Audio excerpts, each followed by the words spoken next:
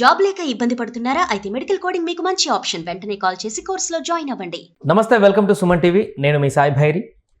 పవన్ కళ్యాణ్ గారి కుమారుడు అస్వస్థతకు గురవ్వడం, ప్రమాదం జరగడం, ఆ తర్వాత ఇండియాకి రావడం, వారి వైఫ్ తిరుమలకు వెళ్ళడం ఇవన్నీ చూసాం. పరామర్శలన్నీ కొనసాగాయి. అయితే ఈ నేపథ్యంలో అల్లు అర్జున్కి సంబంధించి ఆయన కనీసం ట్వీట్ చేయలేదు, మెసేజ్ చేయలేదు, దీనికి సంబంధించి స్పందించలేదని ఒకవైపు కామెంట్లు వచ్చిన నేపథ్యంలో అనూహ్యంగా నిన్న సాయంత్రం అల్లు అర్జున్ కుటుంబ సమేతంగా పవన్ కళ్యాణ్ గారి ఇంటికి వెళ్ళినట్టుగా తెలుస్తుంది. దీనికి సంబంధించి మనం మాట్లాడదాం. ఒక్క ఫోటో కూడా బయటికి రాలేదు. మనతో మాట్లాడేందుకు Suman TV news chief editor Keshav గారు ఉన్నారు. సార్ నమస్తే. నమస్తే. So icon star Allu Arjun ఎట్టకేలకు పవన్ కళ్యాణ్ గారి ఇంటికి వెళ్ళి బాబు పరిస్థితిని చూసి కొంత అక్కడ మాట్లాడి కలిసి వచ్చినట్టుగా ఒక వార్త బయటికి రావడం జరిగింది. కానీ ఒక్క ఫోటో కూడా బయటికి రాలేదు. అఫీషియల్ స్టేట్మెంట్లు ఇరు పక్షాల నుంచి కూడా రాలేదు. ఎలా చూడొచ్చు అంటే ఏది మాట్లాడినా, ఏది బయటికి రిలీజ్ అయినా ఏదో ఒక వివాదం అవుతుంది అని బహుశా అనుకున్నారేమో. ఎందుకంటే మనం ఒక 4-5 రోజుల క్రితం కూడా డిస్కస్ చేసాం.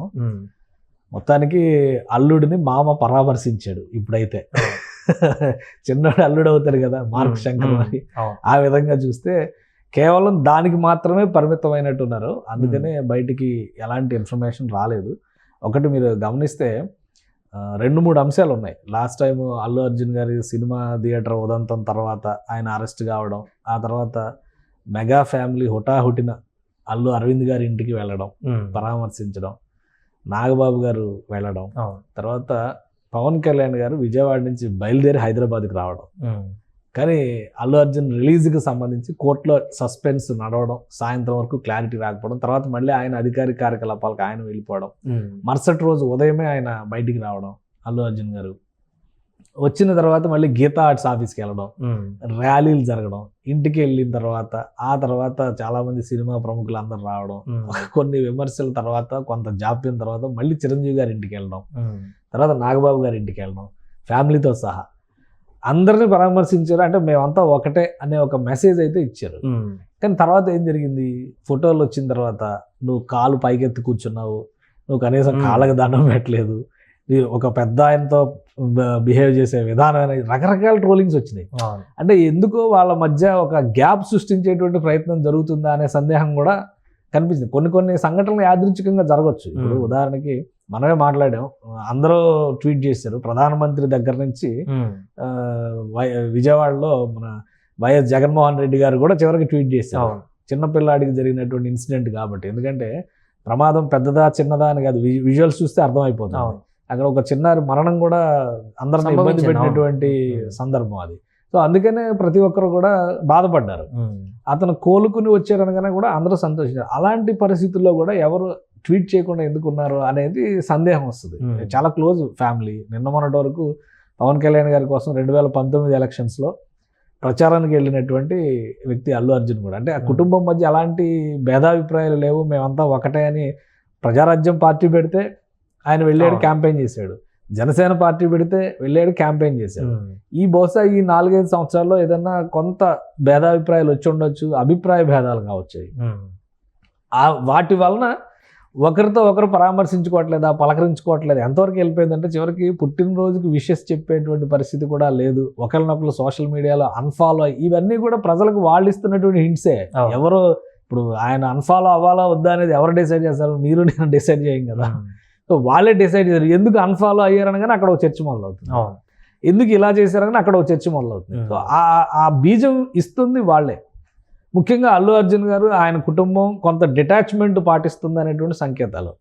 ఎలక్షన్స్ చివరి రోజు, ఎలక్షన్ క్యాంపెయిన్ టైం గడువు ముగిసే టైంలో అక్కడికి వెళ్ళడం అనే దగ్గర నుంచి మొదలైంది ఈ చిచ్చు అంతా. ఆయన వెళ్తున్నారని తెలియగానే వెంటనే అల్లు అరవింద్ గారు కొంత ఈ సమస్యను కొంత న్యూట్రలైజ్ చేయడం కోసం ఆయన పిఠాపురం వెళ్ళారనే చర్చ నడిచింది. తర్వాత పరిస్థితుల్లో కూడా మీరు చూస్తే పవన్ కళ్యాణ్ గారు డిప్యూటీ సీఎం అవగానే సినిమా ఇండస్ట్రీ పెద్దలందరినీ లీడ్ చేసింది ఎవరు? అల్లు అరవింద్ గారే తీసుకెళ్లారు కదా. కానీ ఎందుకో ఇలా జరుగుతున్నటువంటి సంఘటనలు చూడగానే ఒక వేరే అభిప్రాయం వస్తుంది అనమాట. అంటే అంతకు ముందు కూడా ఇట్లాంటి ఒక వార్తలు వచ్చాయి అప్పట్లో, శ్రీరెడ్డి అంశానికంటే ముందు.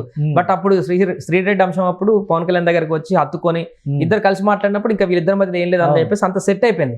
బట్ ఇప్పుడు కూడా అలాంటి ఒక వివాదం లాంటిది పరిస్థితి వచ్చింది. బట్ ఇంకా సెట్ కావట్లేదు అంటే జరుగుతున్న ఘటనలో ఇప్పుడు ఇదే ఉంది. ఉదాహరణకి క్యాన్వాసింగ్ కార్యక్రమం అయిపోయిందని అనుకున్నారు అందరూ. సరే, వాళ్ళు గెలిచేశారు, వీళ్ళు గెలిచేశారు, ఎవరికి వాళ్ళు వెళ్ళి విషెస్ చెప్పుకున్నారు. ఇండస్ట్రీ తరపున చాలామంది పెద్దలు వెళ్ళారు, చాలామంది సోషల్ మీడియాలో విషెస్ చెప్పారు. పవన్ కళ్యాణ్ గారికి కూడా ఈయన సోషల్ మీడియాలో విషెస్ చెప్పారు. ఉప ముఖ్యమంత్రి బాధ్యత తీసుకున్నందుకు అయిపోయింది అనుకున్నారు. మళ్ళీ ఏదో ఒక ఇన్సిడెంట్ జరుగుతుంది కదా, జానీ మాస్టర్ అరెస్ట్ దగ్గర నుంచి మళ్ళీ ఒక కథ వచ్చింది.